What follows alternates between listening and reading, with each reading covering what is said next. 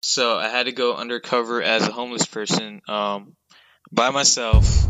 This episode is brought to you by Portfolio Box, an online portfolio made by creatives for creatives.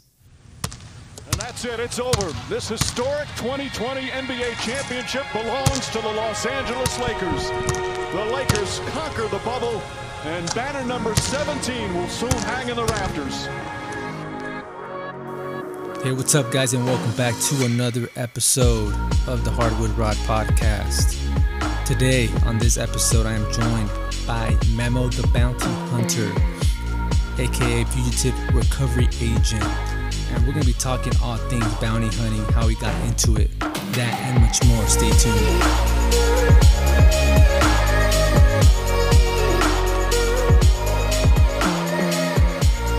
All right, guys, what's up? Welcome back to another episode of the podcast. Hope everyone's doing great. But today we got a very interesting guest. We got Memo The Bounty Hunter on the podcast. So I'm interested to know what's up. What's he doing? Like, as far as, what is a bounty hunter? What exactly do they do?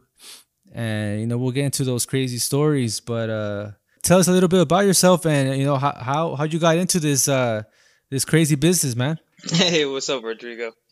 So basically, from the start, I always wanted to do something for my community.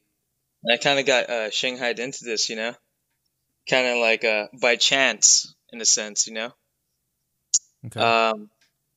So, a little background of myself. Still in the military with the National Guard as 11 Bravo.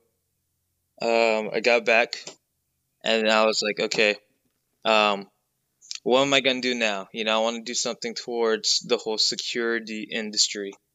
So I was like, okay, I'll work for the shooting range in Norwalk. So it's called Insight Shooting Range. Shout outs to Mike and the crew. There it is. There it is. Yeah, but so I was working there for almost 2.5 years, and I was like, okay, I think it's time to spread my wings and fly. So basically, I tried out for LAPD, and they they politely said, hey, we don't need people right now. We like your resume, but you need some more job experience, so come back in the next year or so. So I'm like, That's funny because you see signs all the time for LAPD, like, we're hiring. yeah, yeah, and it's like it's it's hard because it's like they tell you exactly that point. Hey, we're hiring. We want more people. This and that. Yada yada. And then they go up and they're like, you know what? You need some more experience. You need more. You need to build on your credit or something. So it's not as easy as people think it is. Like, not anybody could get it. Yeah, yeah. So it's like for me, I had like it was just job experience. Brand new from the military, and they're like, okay, maybe we should give him some more time to grow professionally. So I did just that. I came home, like really just like I felt like someone shattered my dreams. You know what I mean? Yeah. And it was like okay, dang, like I'm about. But is that what you really wanted to do, though? You wanted to be a police officer, or just something to do with, like, the community and, like, providing service and protection? Well, I always wanted to be like LAPD SWAT. Gotcha. So that was the biggest thing, was trying to be LAPD SWAT. Mm-hmm. And so LAPD was like one of the things, but it didn't happen. And I remember this. I got home. I had Chick-fil-A in my hand, dude. Just straight up Chick-fil-A, number one, freaking Dr. Pepper, right? Large fries, honey mustard sauce, and Chick-fil-A sauce, like ready to go. Man, you have it I had memorized, it huh? memorized. I remember this. So I sit down at my desk, dude, and then kind of like disheveled, like okay, like maybe try something good's gonna pop up, right? So I turn on the TV, and guess what's playing in the background? Dog, RoboCop. Oh, Dog the Bounty Hunter. RoboCop. No, not RoboCop. Dog the Bounty Hunter. And so I'm watching this guy, and I'm like, how do I do that here? And like, is that a real job? You know? Because I always thought it was like, Mhm. oh yeah, it's fake. You know, it's like media portrays it one way, Dog the Bounty Hunter does this, but it's an actual job, and it's awesome. You know, I love it. I love it. And so I got into it, started got my certification, started networking with people, and started hitting the streets. And that's my tale. We could say, I guess, that Mr. Chapman was kind of your North Star. Where it's like, I want to do that, and then you just you know never looked back. Is that kind of what happened? Yeah, I mean, it was kind of like it was like a North Star. It was just like, okay, like let me try that, you know? Like I never really got into much thought of it, you know? I wasn't like, oh, I want to become a bounty hunter in one day. Like I was just like kind of guided through it, and I was like, oh, okay, well, PD won't take me right now. I wonder if I could do bounty hunting, you know, for the private sector. And they welcomed me with open arms, man. You know? So for the audience,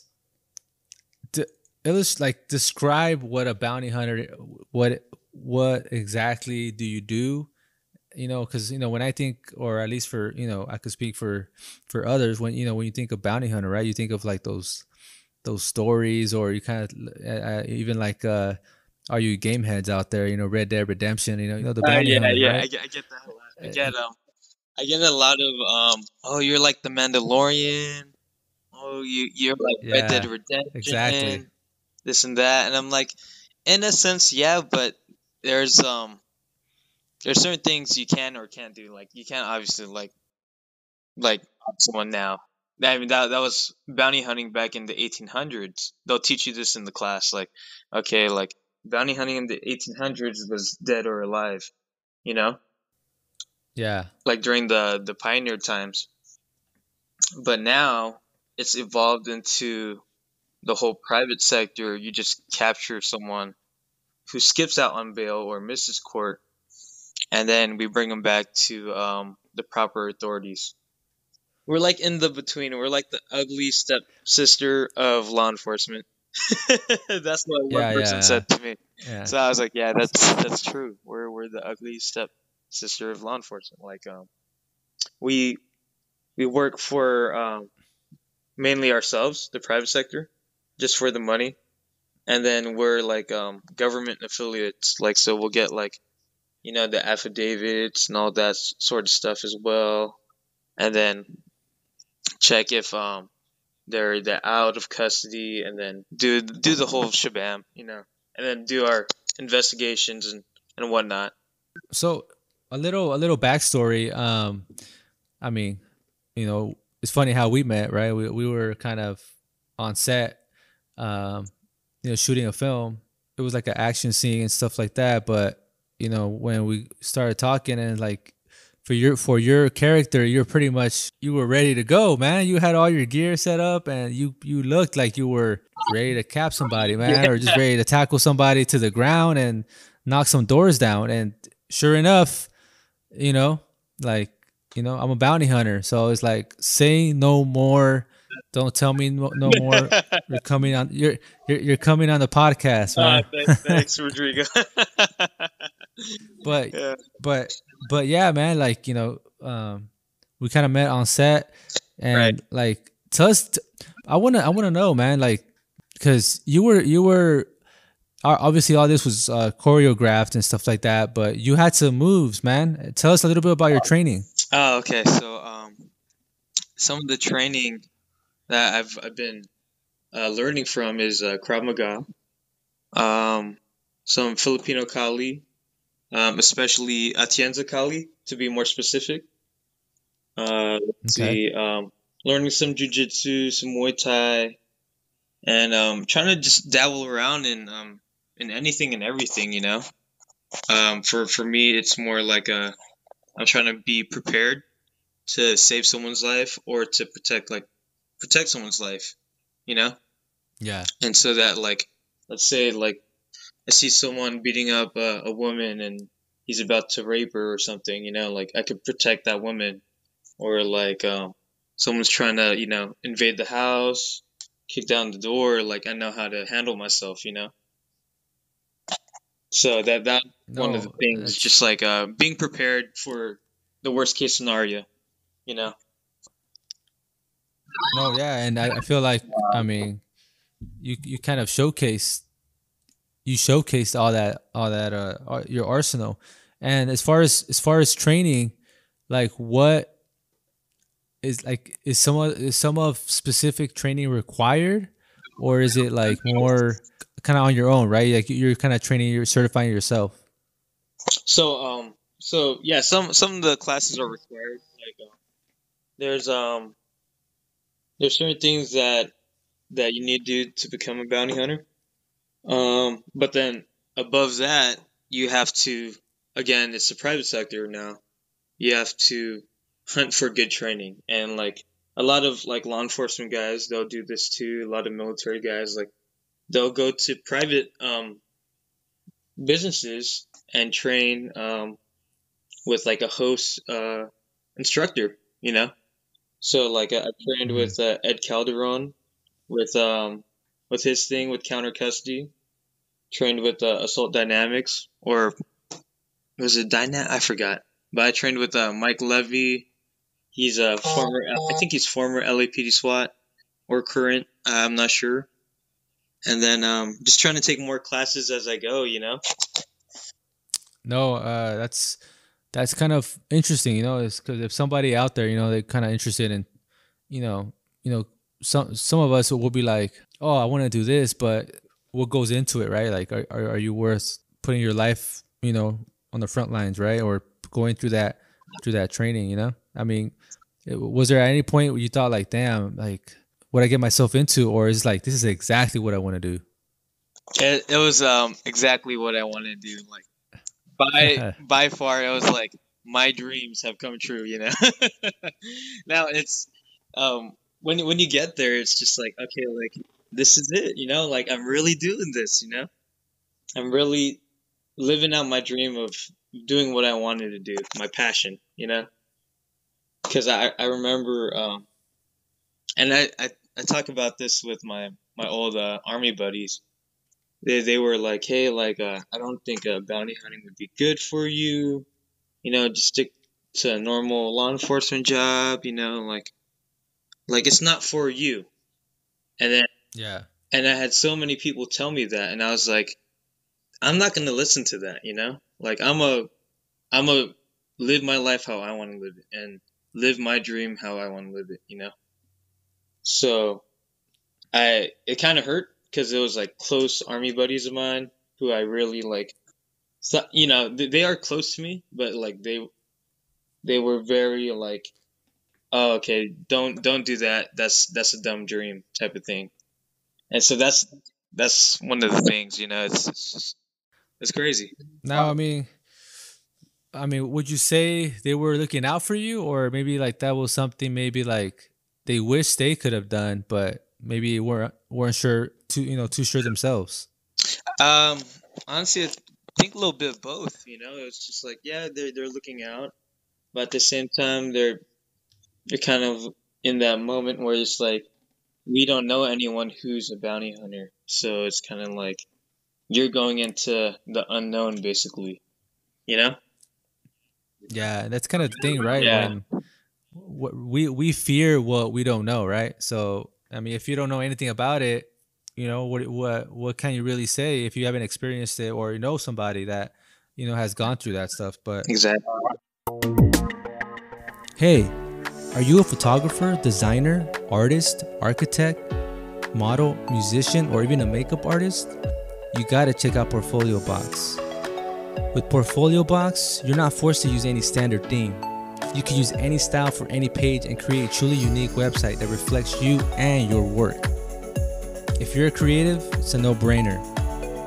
Get 50% off for 12 months on all plans with promo code ROD50. That's promo code ROD50. And check out portfoliobox.net today. How has, what the current events affected your status, as being a bounty hunter? Current events, as in like yeah, actually, you know what? I wasn't too specific because this year has been crazy. yeah. It's been So it's been a wild ride, man. let's start off with the big one, right? Like COVID, right? How has COVID affected the industry that you work in? Oh, I mean, COVID really affected the way they would keep defendants in now. They're citing and releasing people now, so it's just like a Oh, wait, I was hearing that, yeah. but I wasn't like exactly the measure. Yeah, I don't know the exact measure, but I do know it's more than what it was before COVID. You get what I'm saying? So Yeah. and yeah, I get it, but sometimes like there's guys who are pedophiles and stuff, and they're getting released out early, and it's like, okay, now who's tracking these people? Now it's kind of just like a slap on the wrist type of thing. Yeah, I don't get the like the motive, like what, I don't get the whole thing behind that. I think for California's politics, it's more liberal, which is that's fine, that's totally fine, but it's definitely hard when you're trying to do trying to keep the streets clean, like from like pedos and these people who've really done some bad things, and now they're getting cited and released early. Now that is that okay? For me, no, that's not cool. But hey, that's the politics right now, so you got to roll with the punches. Yeah, I was, you hear all these stories, about releasing because of the jails and all that stuff, and it's kind of like, I mean, there's no money in that kind of sector. I don't know, but it's just kind of like why? It's crazy. Yeah. Well, I mean, I think from what the news is telling us is like they're saying, there's a lot of COVID. There's a higher risk of COVID, in these jails or prisons. So like when people do go and you bring someone in that's new, you're bringing something like a new virus potentially, because they could be asymptomatic in their point of view. So, But it's just funny, right? You would think they would get tested, right? Like, isn't like one of those facilities like a bubble in itself, right? Like you test in and out, kind of. I don't know. I don't know how they work, but I would assume so, I would assume so. So is that kind of one of the things that you noticed, with so far this year that it has affected, as far as, that's actually like, there's some industries that have been affected in a good way, right? Like, for example, Zoom or Right. like Zencaster, like we're doing right now, or yeah, telecommunications definitely coming up. yeah. But as far as your industry, right? Yeah. So if there's more of these guys out there, Yeah, I mean, like, you know what I mean? it's definitely good for, like, let's say bodyguards, or in this case executive protection agents, because a lot of like the I like that name, executive protection. yeah, executive protection agents, there's a difference. I'm not the first one that coined this term. His name is Byron Rogers. He's big in our community, in the whole EP and military community. He's a vet as well. Okay. So he basically said, and this is just me filtering off of what he said on his podcast, because he has his own podcast too. So he was saying the difference between a bodyguard and EP guy is the EP guy is smarter. He knows how to avoid situations rather than the bodyguard, who is more of a knuckle dragger, who is more of a more physical guy, whereas the EP Yeah. guy is more of, okay, let's avoid the situation in the first place. Like, how do we prevent that, rather than the bodyguard persona. So yeah, Yeah. it's crazy. So yeah, that's what I'm trying to get into now, is the whole executive protection, like protecting people in Hollywood or certain clients, you know.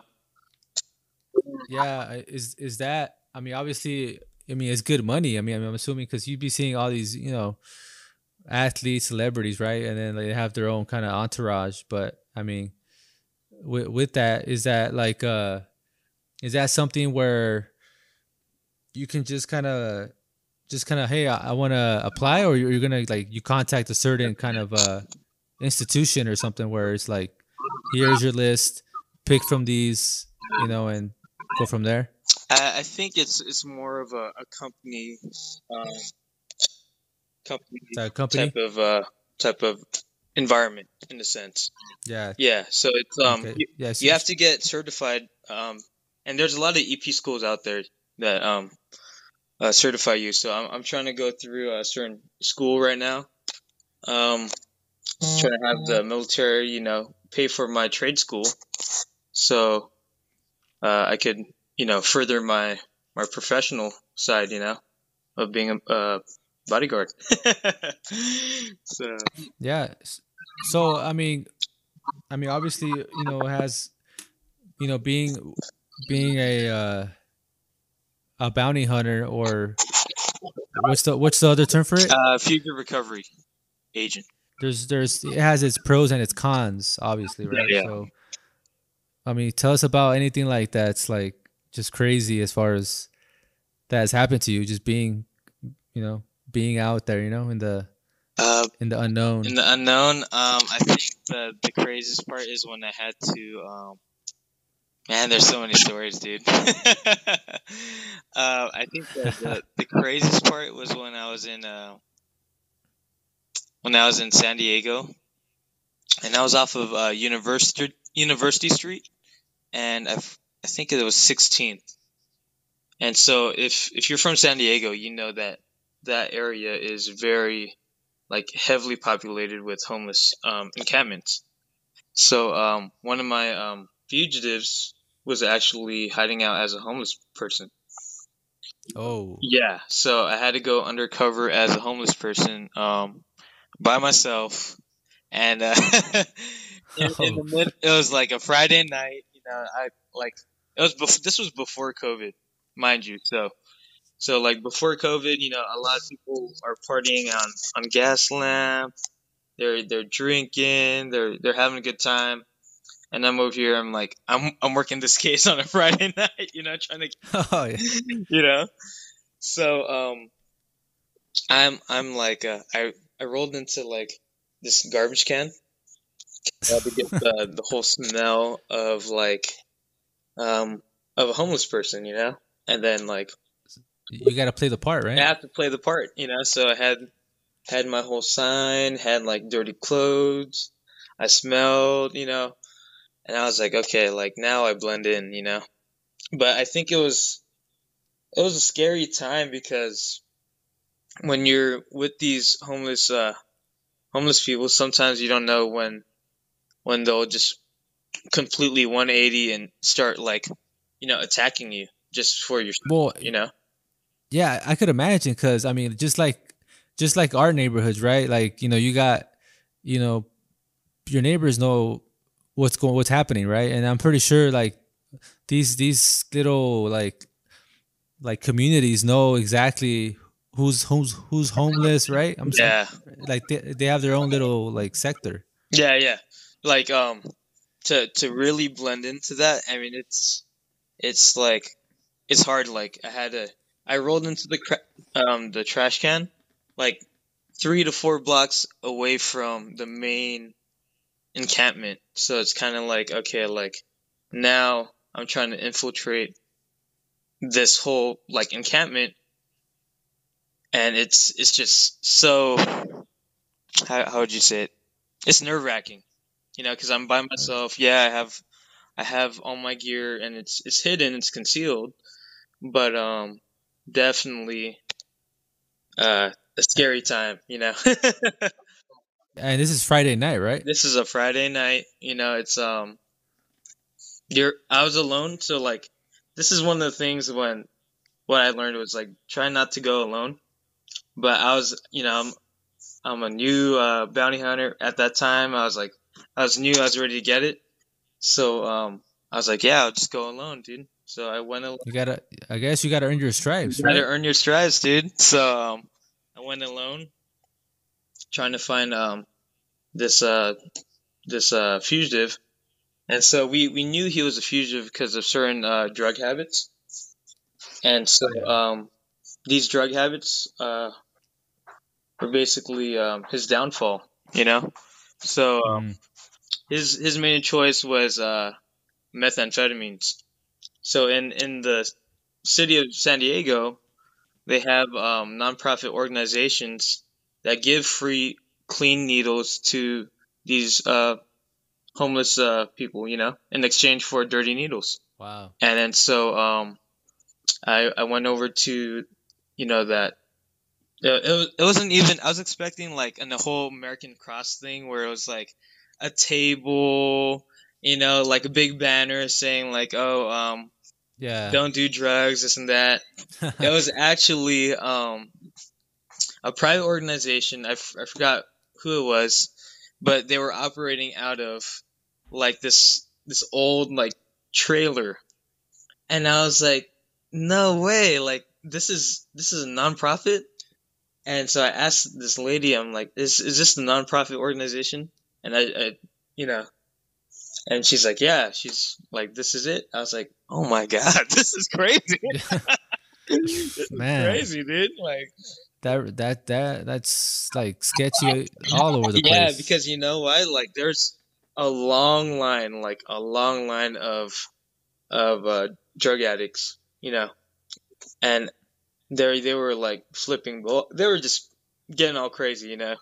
Like, like imagine Skid Row, but times 10, just times 10, because they're switching out the needles, and they want to get their new needles. Times 10? Yeah, Skid Row? Are you yeah. serious? I mean, in my point of view, it was worse than Skid Row. Man, like I don't. I mean, maybe San Francisco, but I mean, San that's Diego, crazy. yeah. But then a lot of people, I mean, they don't think about it. The whole the whole drug trafficking thing down south does affect the communities up north, if you get what I mean.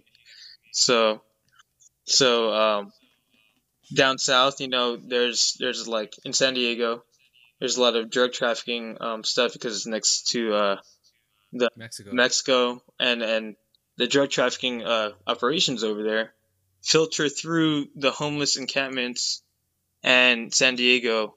Like that's the first spot where they get it the most. So they get the good stuff basically, you know.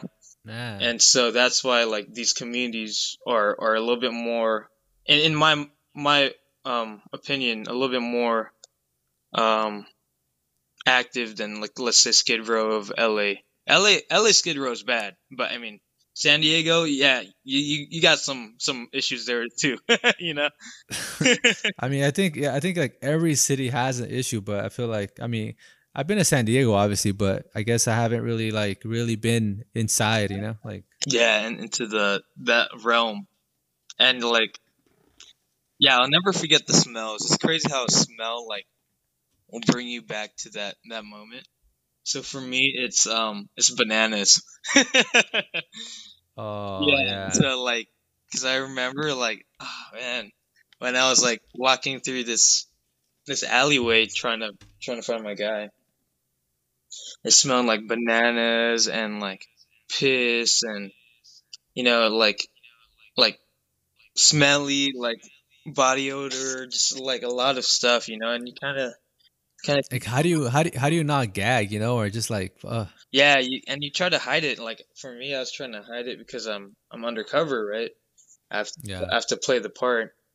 So this is where like little acting skills come into play, Oh, that now it So, makes sense, huh? yeah, so just trying to mimic the how do you say it? The mannerisms when I'm Yeah. walking and like scratching my forearms, kind of scratching my neck, and not so much where it's like so obvious, but just like here and there, and Yeah. you could tell. So yeah, it was a crazy experience, man. Crazy experience. So did you end up getting them or what? So eventually we did. Um, so I remember this part. It was we walk he walks to the alleyway that I was talking about, right? In this alleyway, like San Diego's weird how they did it. It's an alleyway, and then there's like a door, like at the end of the alleyway, and then mind you, there's like encampments to the left and to the right of you. It's like a small plaza, but it leads into an alleyway. It's just weird. So he goes through that door, and I'm like, oh shoot, like it's either I flank him 2 blocks to the left and then 2 blocks up because this whole building was huge, or I go through this doorway in the alleyway by myself and kind of risk it. And my heart is like racing, dude. And I take a moment, I take a pause, dude. I'm just like, all right, if I flank him, it's gonna take too long and I'll lose my target, you know. Yeah. So I'm like, okay, well, I have to go through this alleyway, dude. I have to go through this door. And I'm like, okay, like acting skills 101. Let's go. Let's do it. Because I don't know what's behind that door. Yeah. I thought it was gonna like that door. I thought it was gonna be like into another room or something like that. And I was like, oh, now I'm fucked. Now Yeah. I'm by myself in the middle of San Diego Skid Row on a Friday night, and where I could have been partying. I mean, after I'm pretty sure you did. Yeah, but I opened the door. It leads, thank God, it leads to the opposite side of the street that's going that's intersecting.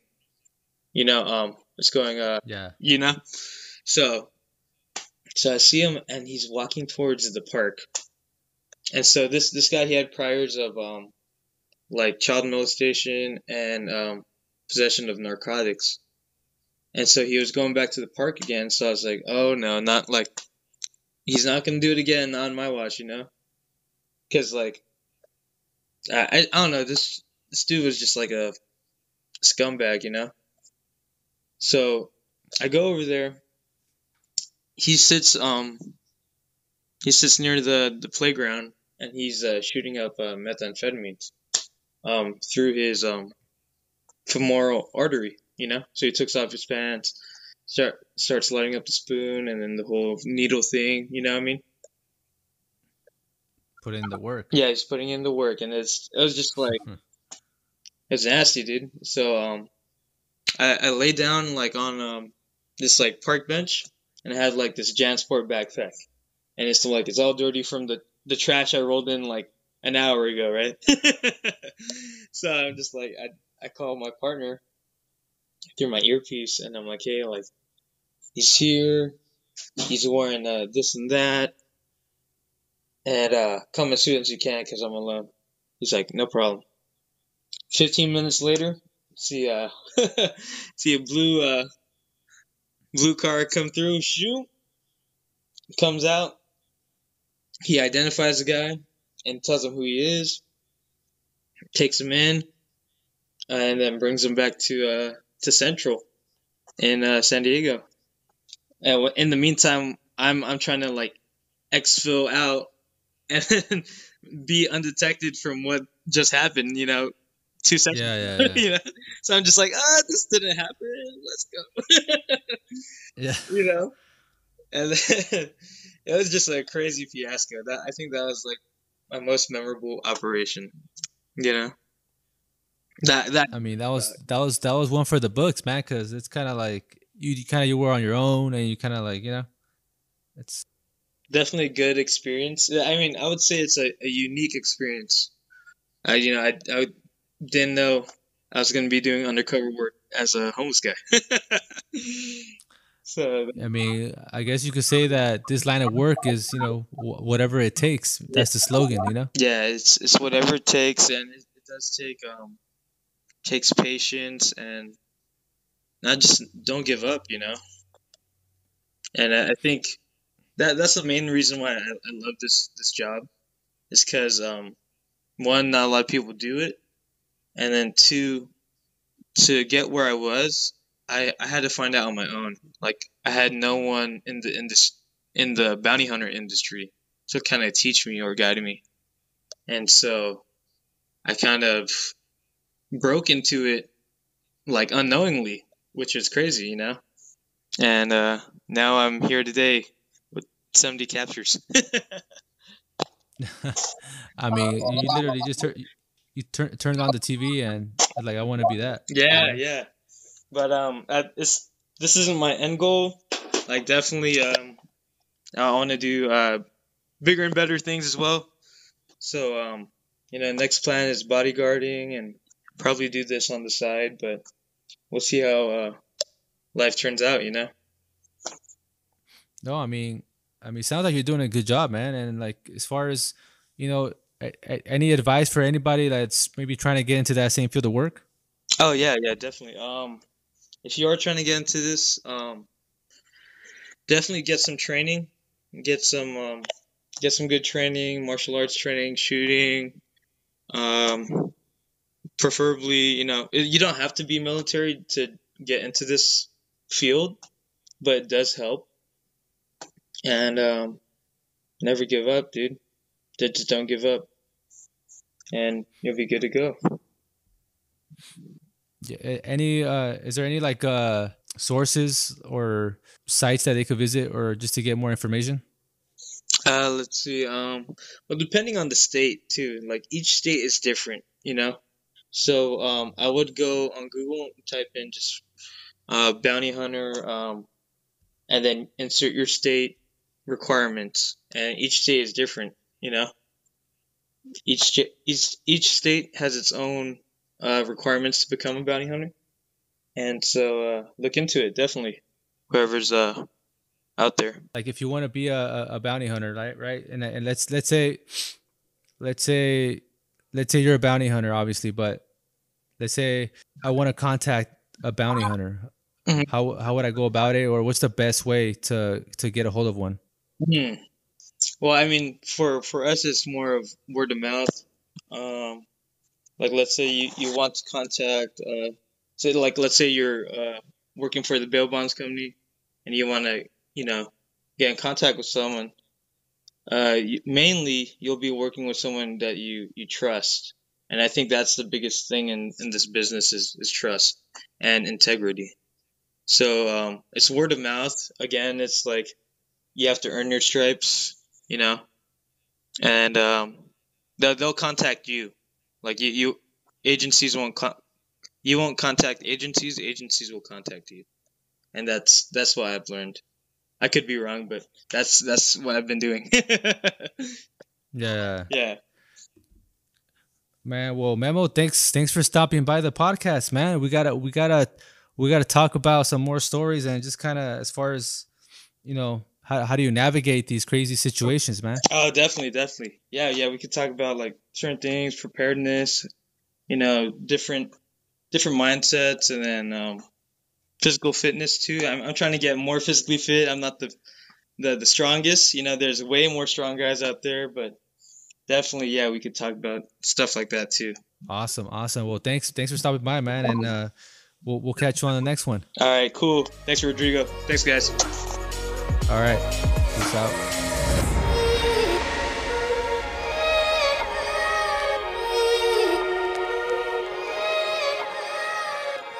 Would you like to be on the podcast? Got something to talk about? Make sure to head over to the website at hardwoodrod.com. Leave your name and the topic you'd like to discuss, and I'll add you to the calendar. We just want our respect. Rob wants his respect. Coach Vogel wants his respect. Our organization wants their respect. Laker Nation wants their respect. And I want my damn respect too.